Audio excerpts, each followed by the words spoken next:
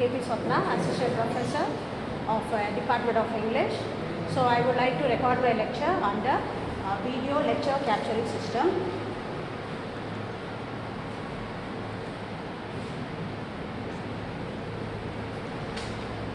The Dream and the Message is the title I have selected. It's come under Indian Writing in English 2 and it comes under Unit 1. The stream and the lecture is it is an extract from Abdul Kalam's The Ignited Minds, one of his finest work. To say a few words about Abdul Kalam, he is a very prominent Indian scientist. He has served India as 11th president and between the year 2002 to 2007. He is renowned for his contribution towards the space programming and missile development. He is also called as the Missile Man of India. He had made a very wonderful contribution regarding India's Pokhran to the nuclear test program in 1998. This has established him as a world famous hero.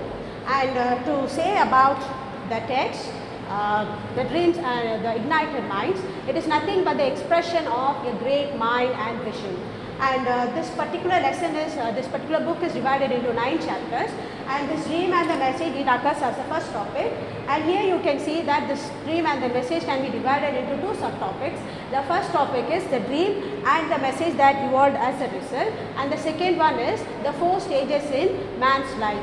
And here I would like to discuss about the first subtopic, the dream and the message that evolved as a result. So here the lesson, the dream and the message, it begins with one of the unforgettable experience that Abdul Kalam had in his life. It is on 30th September 2001 when Kalam was on his way from Ranchi to Pokhara, and what happened was the helicopter on which he was coming had a sudden crash before landing, and miraculously everybody had a very safe escape.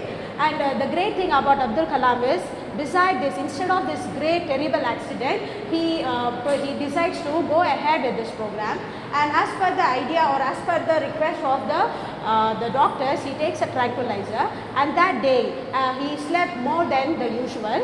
And however, that night it was not a peaceful night. He was quite disturbed, and in the middle of the night it seems that he wakes up and he sits and he starts pondering over humanity, which later results on a thought, a message. Now what he was thinking about is why the human race, the best of all creation, has been divided by violence.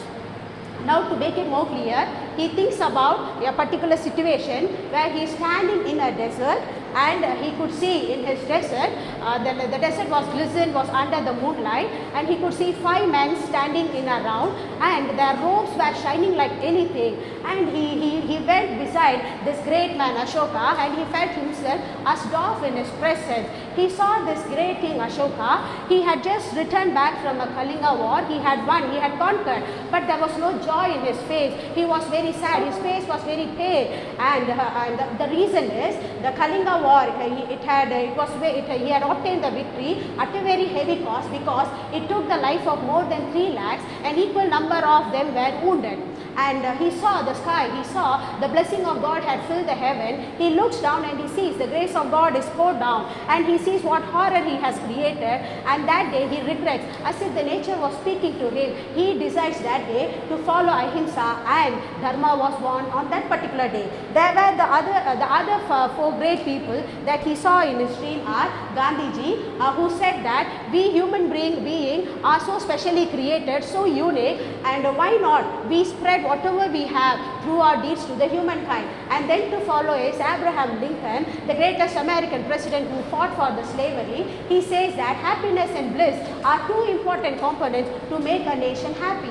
And then comes Einstein. He says that one of his friends' quotation that he saw a ship built in the west with all its luxury, but compass was missing, which is more important to direct our way. So similarly, today's man who runs after fame and materialistic prosperity, but he is without any spirituality, and hence he has lost the purpose of his life. And then we come back to the greatest man, Caliph Omar. He is one of the leading prophet who comes under the Muhammad lineage. He says that the moment he entered the gates of Jerusalem, Jerusalem, he realized that all men are equal in the sight of God, and he said there is no matter, or there is no point in forcing others to follow your own path or your own religion. And thus after this dream, it is Abdul Kalam started thinking that the history of the world shows that we have struggled so hard to make the life of men better, but man shows a terrible capacity for destruction. Here he thinks about the Second World War, the millions were killed. He thinks about the 9/11 incident. He thinks about the explosion that took place in Bhopal. He thinks about what had happened to our parliament. So why the question he asks is, when will we stop? And the next thing he is asking is, are we men doomed to destroy ourselves? And finally he says, is it what we are living in this world? Is that the principle of our life? So finally he concludes his message saying this is our message to the planet.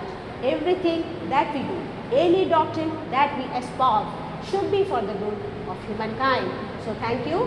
I would like to record my lecture under Google Classroom for future reference. Thank you.